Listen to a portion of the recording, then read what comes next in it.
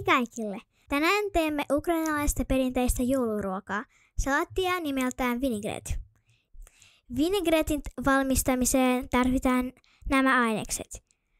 Punajuuret, porkkanat, perunat, sipuli, herneet suolaliemessä, hapankurkkuja tai suolakurkkuja, auringonkukan öljyä, suolaa ja pipuria maunkaa.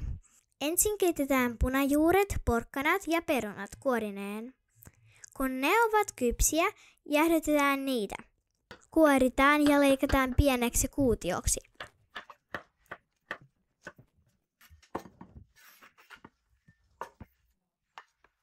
Sitten pilkotetaan myös sipulit ja suolakurkut samalla tavalla.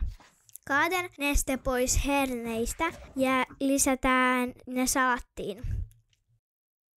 Kun kaikki vihannekset on kulhossa, sekoitetaan niitä ja lisätään öljyä. Sitten suolaa ja pipuria maunkaa. Perinteinen ukrainalainen joulusalaatti on valmis.